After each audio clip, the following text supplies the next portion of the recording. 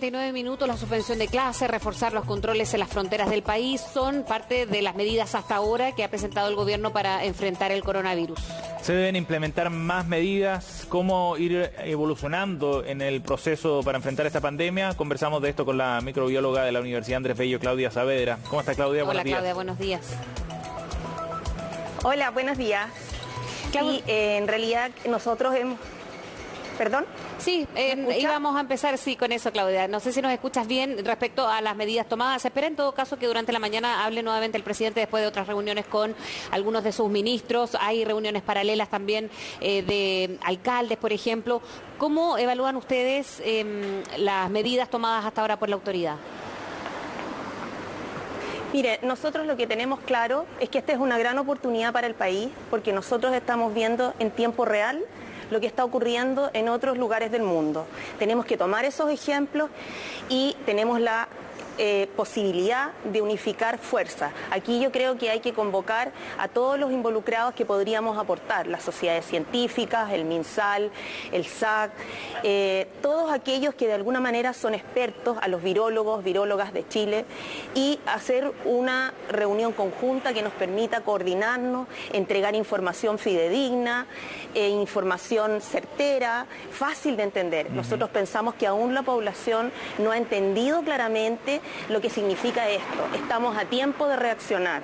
Creo que hay varios estudios, por ejemplo, que muestran en Corea y que ha comparado con las otras pandemias y se muestra claramente que en el segmento joven, por ejemplo, hay muchos infectados y como son asintomáticos no respetan las cuarentenas en los otros lugares. Tal vez acá nosotros podríamos tratar de trabajar en conjunto con los jóvenes, convencerlos de que nos ayudemos entre todos, tener una actitud más comunitaria. Tenemos la gran oportunidad ahora de reaccionar. Estamos aún a tiempo. Claudia, en ese sentido, las medidas que adoptó el gobierno este fin de semana recogen esa experiencia internacional, es decir, aprovecha efectivamente nuestro país el tiempo que nos distanció respecto al desarrollo de la infección en otras partes del mundo.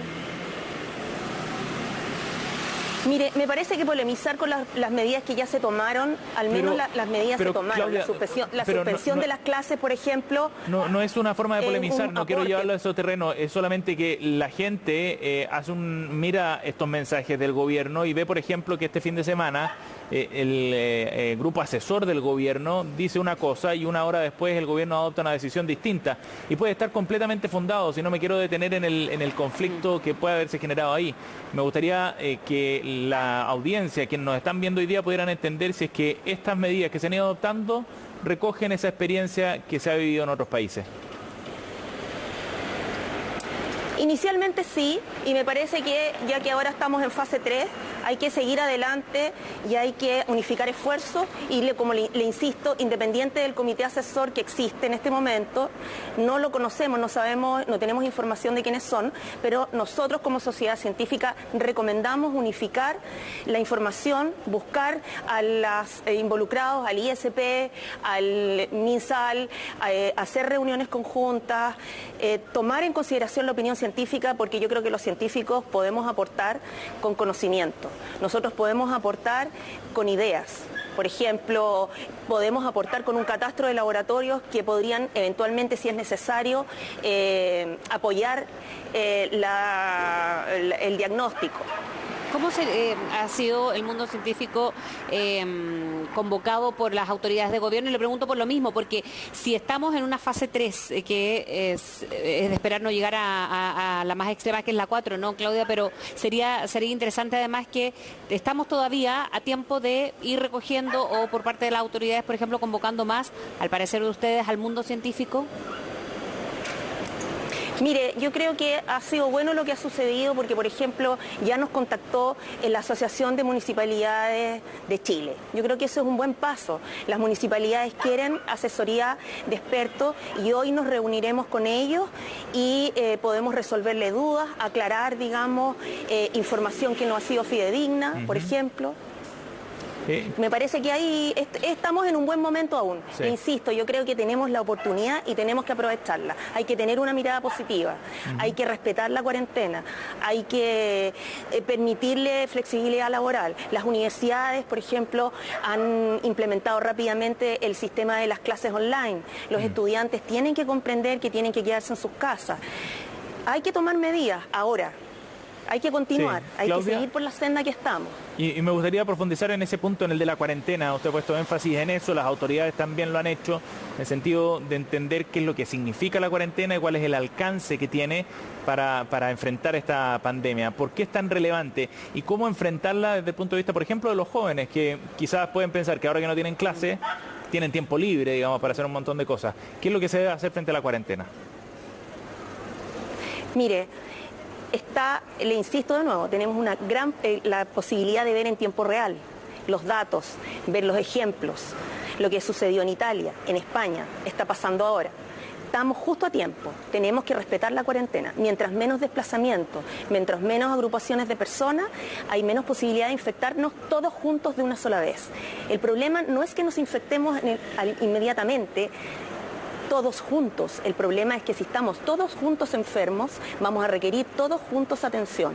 Y por otro lado, tenemos que pensar en nuestros abuelos, en nuestros padres, ¿verdad? En la gente que tiene una patología de base, que tiene algo que le va a hacer, lo va a convertir, ¿verdad?, en una persona más débil para poder resistir este resfriado. Y estos contagios, Claudia, ¿qué tan graves pueden ser, por ejemplo, cuando lo hemos visto a través de gráficas, a través de varios modo más incluso dirigido a los más jóvenes o a los más niños, ¿no? Para tomar conciencia de, por ejemplo, si una persona de todas maneras está toda su familia en cuarentena, pero una o dos de una familia pueden salir, ¿cómo pueden ir contagiando de un sector a otros? Podemos poner, por ejemplo, Santiago como ejemplo, pero esto se repite en varias ciudades por una persona, por ejemplo, que tiene que ir a trabajar a otro punto de la ciudad. ¿Eso qué tan grave es y qué tan necesario es tomar conciencia ahora?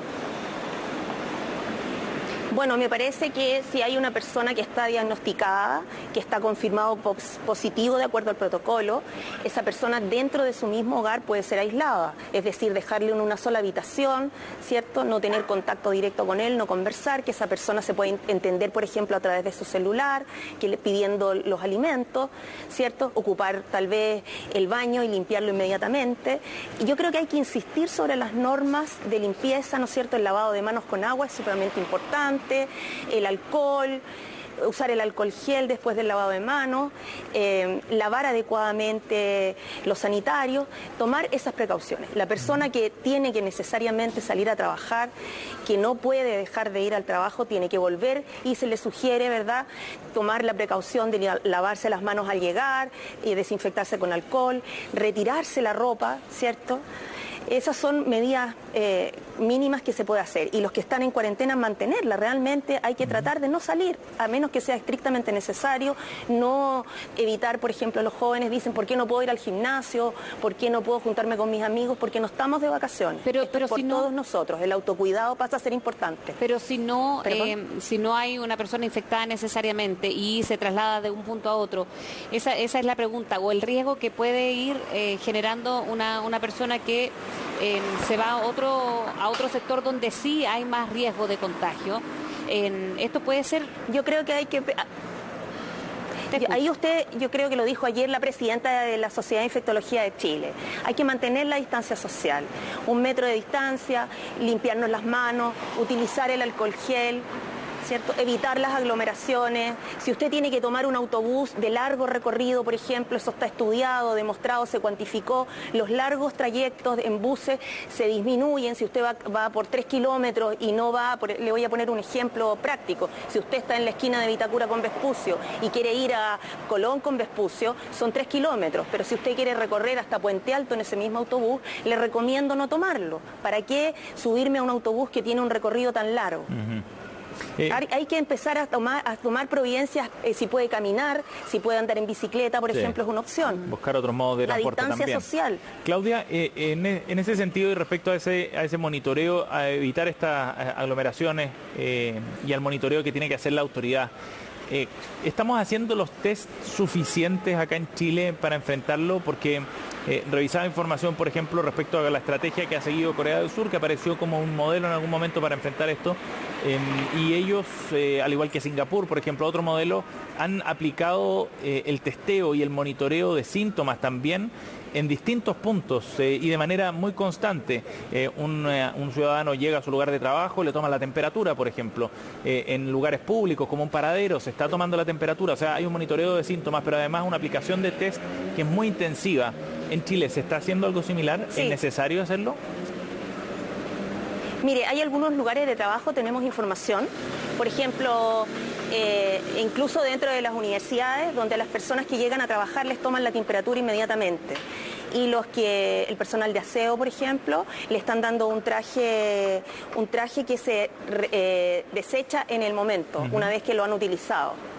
Por ejemplo, yo creo que hay que practicar también algo que es bien difícil. Yo lo traté de practicar y es muy difícil, y es tratar de no tocarse la cara. Si uno anda afuera, si uno tiene contacto con otros lugares, evitar tocarse los ojos, la nariz, la boca. Esas son cosas que se saben. Ahora, respecto a los coreanos y la toma de muestra, entendemos nosotros que esto no es trivial, pero también es cierto que tal vez la toma de muestra, nosotros le hemos sugerido al ministro de Ciencia a través de las reuniones o cartas que le hemos enviado, mails, la idea es que pudiéramos implementar o se pudiera implementar en Chile una toma de muestra tal vez en los autos, por ejemplo, o facilitar la toma de muestra desde la casa, en el sentido de que uno pudiera autotomarse la muestra, pero se usara una solución, que es una solución especial, para mantenerlo estable, cosa que después en el laboratorio solamente pudiéramos hacer el diagnóstico, la confirmación de la infección. Sin la necesidad de desplazamiento, claro está. Claudia, muchísimas gracias por conversar con nosotros. Gracias, muy amable. Claudia. Buenos días. Muy amable. Muchas gracias por invitarme. Adiós.